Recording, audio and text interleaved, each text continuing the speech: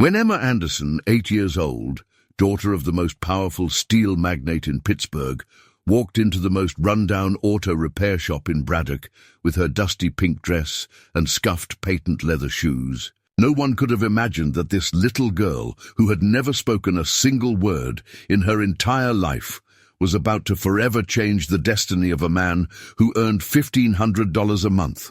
Jake Matthews, 32 years old, a mechanic with calloused hands and a heart shattered by a tragedy that had haunted him for 5 years, knelt down before that blonde-haired, blue-eyed child full of tears and asked her gently what had happened.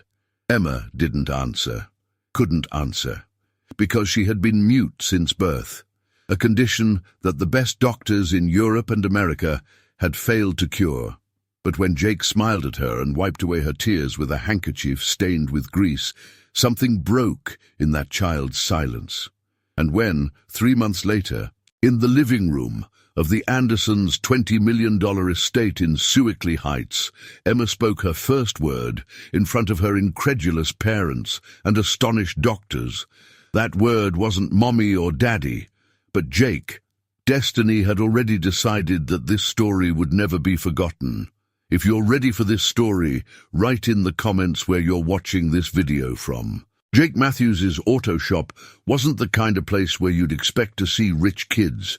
It was a corrugated metal warehouse in an industrial area of Braddock, where the air smelled of motor oil and rusted metal, where the floor was stained with decades of honest but poorly paid work. The walls were plastered with old calendars, tools hanging haphazardly, and faded photographs of sports cars Jake would never own. It was a Tuesday afternoon in October when Emma arrived. The sky was grey, as it often is in western Pennsylvania in that season. A light rain had begun to fall, and Jake was under a '96 Chevy Cavalier trying to figure out why the engine made that strange noise the owner had described as a dying cat's cry. He heard the door chime squeak, the one he'd installed himself because he often didn't hear when someone came in, and dragged himself out from under the car with a grunt. He expected to see some regular customer, maybe Mr. Rodriguez with his leaky Civic, or Mrs. Chen, who always came to complain that her car smelled even though Jake had explained 100 times the problem was her wet dog. Instead, he saw a little girl. She was small, maybe 8 years old, with long blonde hair falling over her shoulders in perfect waves, the kind of hair you see in expensive shampoo commercials. She wore a pink dress with white embroidery, now mud-stained at the knees, and patent leather shoes that must once have been as shiny as mirrors. Her face was almost unreally beautiful, with enormous blue eyes that were now red and swollen from crying. She clutched a small unicorn-shaped purse to her chest. Jake stood up, wiping his hands on his already hopelessly dirty blue coveralls, and approached the girl cautiously. It was obvious she was scared, her eyes looking at everything in the shop as if she'd landed on another planet. And in a way, she probably had. A girl dressed like that, with that bearing that screamed privilege and wealth, had never set foot in a place like this. Jake knelt down to be at her level, a gesture he'd learned when his daughter was alive, before the car accident took her away along with his wife 5 years ago. The pain of that memory was always there, a constant weight in his chest, but he'd learned to live with it, to function despite it. He asked if she was lost, if she needed to call someone, if she was okay. The girl looked at him with those enormous eyes, tears still flowing silently, but said nothing. She made no sound. Jake thought maybe she was too scared to speak, or perhaps in shock. He noticed her knees were scraped, small wounds bleeding slightly. She must have fallen, probably while running from something or someone. Jake felt a wave of protectiveness he hadn't felt in 5 years, since there was no longer a daughter to protect. He stood up slowly, pointing to a plastic chair in the corner of the shop where he usually sat to eat his lunch sandwich, and gestured for the girl to sit. She obeyed, her movements cautious, like those of a wild animal ready to run. Jake went to the small bathroom in the back, a tiny cubicle with a stained sink and a broken mirror, and grabbed the first aid kit he kept there. More out of necessity than foresight, given how many times he'd cut or burned himself working. He returned to the girl and gently cleaned her knees with a disinfectant gauze. She didn't grimace in pain, made no sound, just watched his face with an intensity Jake found almost unsettling. When he finished, he put band-aids on the scrapes, band-aids with little star designs that he didn't remember buying and had probably been there for years.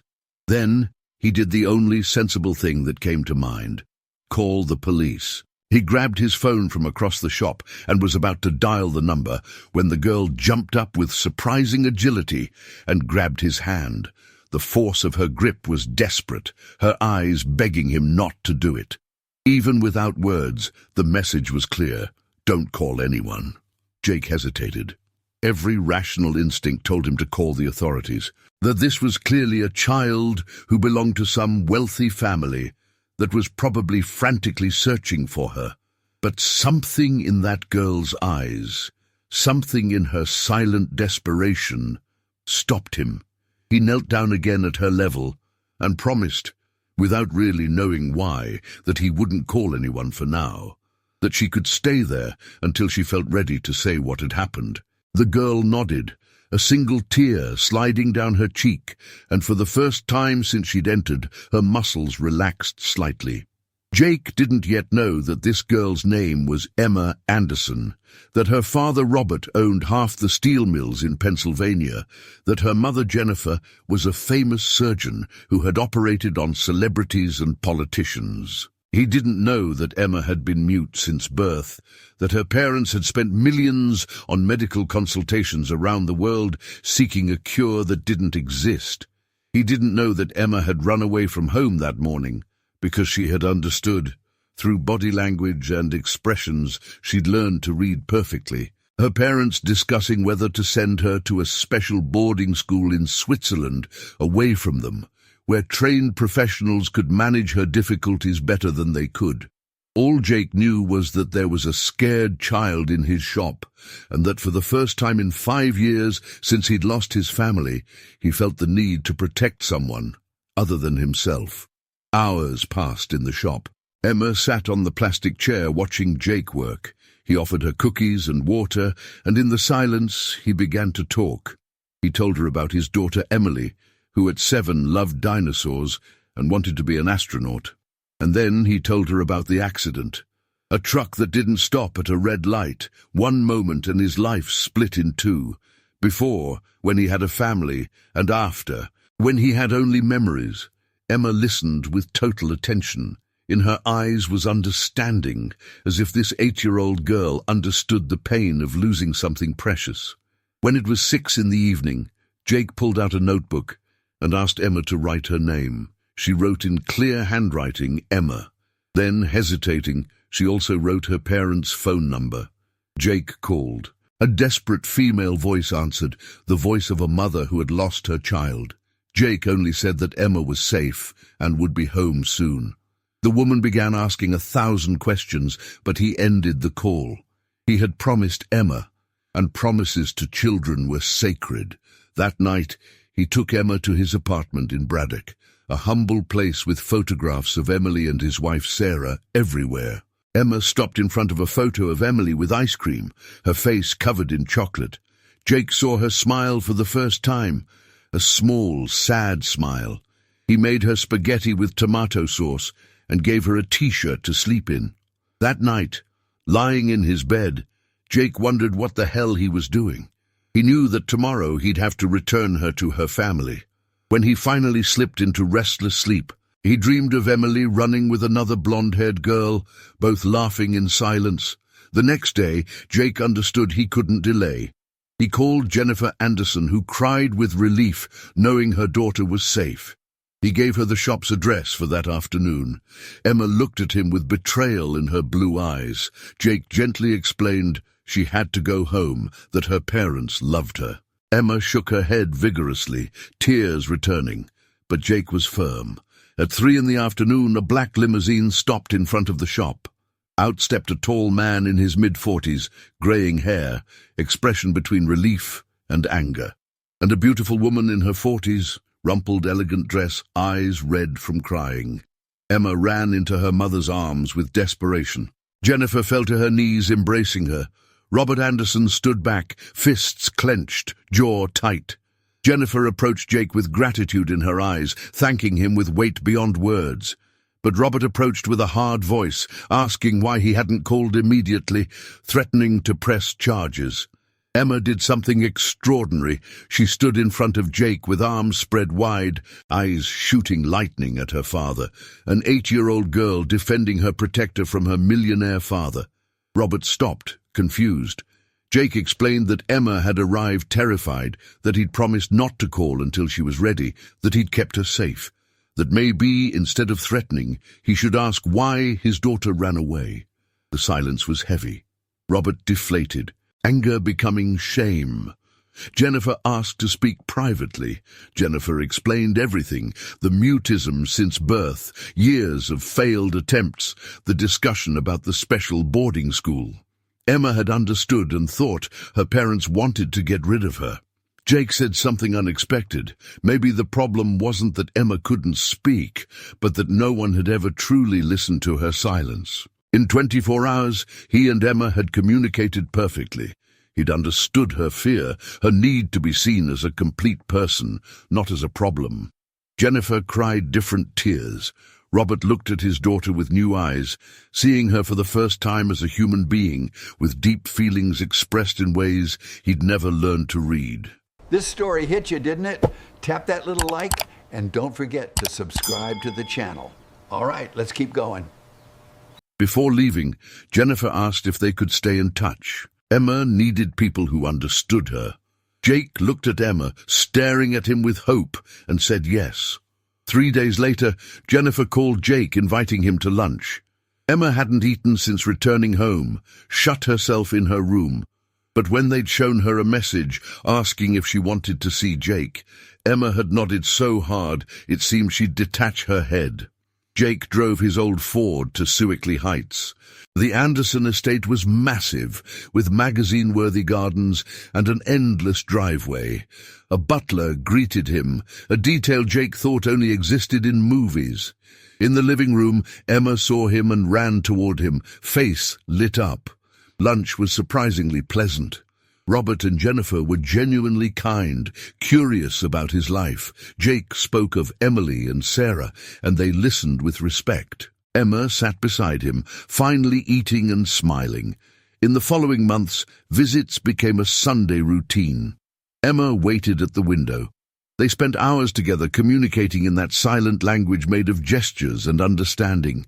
Jake taught her practical things, changing tires, how engines work. She taught him to see the world without relying on words. Robert and Jennifer watched in wonder. Their daughter, always silent and withdrawn, was now expressive and joyful. Jennifer once told Jake, tears in her eyes, that he'd given them back the daughter they thought they'd never had. But the extended Anderson family looked at Jake with suspicion. What was that poor mechanic doing in their home? What did he really want? Jake felt their stares and whispers, but he didn't care. He was there for Emma, the girl who'd brought light back to his darkened life. It was a Sunday in January, 3 months after the initial meeting, when the impossible happened. Jake was in the garden with Emma, teaching her how to build a birdhouse from reclaimed wood. It was a cold but clear day, the kind of cold that pinches your cheeks but isn't bad enough to send people inside. They were working in silence, as always, when Emma put down the hammer and looked at Jake with a strange expression. She seemed focused, as if trying to solve a complicated problem in her head. Jake asked without words, with an inquiring look, what was wrong? Emma opened her mouth, then closed it, opened it again. Her eyes filled with tears of frustration. Jake understood what she was trying to do, and his heart began to beat fast. He gently took her hands and told her in a calm voice that she didn't have to force herself, that he understood perfectly, without words, that she was perfect as she was. But Emma shook her head. She wanted to say something, needed to say something. Jake saw the determination in her eyes, that same fierce determination he'd seen when she'd defended him from her father months before. And then it happened. A sound came from Emma's throat. It wasn't a word, not yet. Just a hoarse and strange sound, as if her vocal cords didn't remember how to work. But it was something. It was her voice. Jake held his breath, not daring to move, not daring to hope. Emma tried again. This time the sound was clearer, though still not formed. Tears streamed down her face, not from sadness, but from pure effort, from will. And then, with an effort that seemed physically painful, Emma spoke her first word. It was a simple word, one syllable, but for Jake it was as if the sky had opened. Emma said, in a hoarse and uncertain, but unmistakably real voice, "Jake." She had said his name. After 8 years of silence, the first word she chose to say was his name. Jake took her in his arms and cried, something he hadn't done since his wife and daughter's funeral. He cried with joy, with disbelief, with something he couldn't even name. Emma hugged him tight. She was crying too, but now she was laughing, a silent and broken but genuine laugh. When they finally separated, Jake carried her inside running, calling Jennifer and Robert. They came running from the living room, alarmed by the urgent tone of his voice. Jake frantically explained what had just happened. Jennifer covered her mouth with her hands, incredulous. Robert went pale. They asked Emma to try again. She looked at them, then at Jake, then took a deep breath. With the same tremendous effort as before, Emma said, "Jake," the same word, clearer this time. Jennifer collapsed on the couch, shoulders shaking with sobs. Robert knelt before his daughter, tears streaming down his face for the first time Jake had ever seen. He tried to get her to say "Daddy," but Emma shook her head. She was exhausted. That single word had taken everything. In the days that followed, the Andersons took Emma to the best specialists. The doctors were astounded. There was no medical explanation for what had happened. Her vocal cords had always been physically intact. The problem had always been neurological, a block no one had understood or been able to resolve. And suddenly, inexplicably, that block had broken. The doctors theorized, perhaps delayed maturation. Perhaps some neural pathway had finally formed, perhaps positive emotional stress, but no one really knew. All they knew was that Emma Anderson, mute since birth, had spoken, and she continued to improve. Every day, a new word, every week a more complex phrase. But there was something everyone noticed, something no one said aloud for weeks. Emma only spoke when Jake was present. With her parents, with the doctors, with anyone else, she remained silent. But as soon as Jake entered the room, her voice returned, hoarse and imperfect, but unmistakably present. A year passed since Emma's first word. It was a year of small and large miracles, of progress and regressions, of hope and frustration. Emma attended speech therapy 3 times a week, worked with specialized teachers, practiced every day. Her voice became stronger, clearer, though it always kept that hoarse quality that would remain forever, a memory of her long silence. But the real miracle wasn't that Emma had found her voice, it was that Jake had found his reason to live. For 5 years after his family's death, he'd barely functioned, existed but not lived. Emma had given him purpose, a reason to wake up in the morning with something resembling hope. Robert and Jennifer saw this change in Jake and wanted to reward him. They offered to buy his shop and transform it into a luxury dealership with him as director. They offered money, a house, investments. But Jake refused everything. He didn't want to be indebted to them, didn't want his relationship with Emma contaminated by financial transactions. What he did accept, however, was their friendship. True friends, not a poor mechanic and a rich family, but people who cared about each other. They had dinner together, laughed together, shared stories and pains. Robert confessed to Jake his fears of being a bad father, of almost sending his daughter away because he didn't know how to love her the right way. Jake shared his still raw grief for losing his family, and how Emma had filled a void he thought would remain empty forever. When Emma turned 10, 2 years after that first meeting in the shop, her birthday party was split in two. A big party at the Anderson estate with all the rich children of her world, full of expensive decorations and professional entertainers, and a small party in Jake's shop, where Emma had invited only 3 people, her parents and Jake. In the shop, they ate store-bought cake and drank lemonade in plastic cups. Emma, with her voice that was now almost normal, though it kept that particular quality, told the story of how she'd met Jake. She told how scared she'd been that day, how she'd heard her parents talking about boarding school and thought they didn't want her anymore. And then she told how this kind stranger with grease-stained hands had treated her as if she were precious, as if her silence wasn't a defect, but just a different way of being. Jennifer and Robert listened to their daughter speak, still amazed every time they heard her voice, still grateful for the miracle they'd thought impossible. When Emma finished her story, she did something that left everyone speechless. She walked up to Jake and told him that when she grew up, she wanted to be like him. She didn't want to be rich or famous or powerful. She wanted to be kind. She wanted to be the kind of person who sees someone in trouble and stops to help, who doesn't judge people by what they have, but by who they are. She wanted to be someone who makes people feel seen and precious, just as Jake had done with her. Jake couldn't speak. Tears prevented him from forming words. So he did the only thing he could. He hugged that extraordinary girl who had changed his life as much as he'd changed hers, and whispered in her ear that she already was that person, and always would be. Years later, when Emma was a teenager, and then a young woman, when she went to college to study speech therapy because she wanted to help other children like her, when she graduated with honors and her parents cried with pride, there was always a man in the audience applauding louder than anyone. A man with hands still stained with grease because he still worked in his small shop, because that was who he was, and he didn't want to change. Emma always said that Jake Matthews had saved her life that day in the shop, but Jake knew the truth. They had saved each other. She had reminded him that living meant loving, even when loving was scary, because you could lose again. And he had taught her that silence doesn't mean emptiness, and that sometimes the most important words are the ones we never say aloud, but live every day with our actions. The story of Emma and Jake became legend in their small corner of Pennsylvania.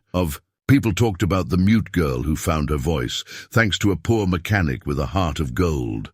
But those who knew the real story knew it wasn't about medical miracles or social classes colliding. It was about something much simpler and much rarer.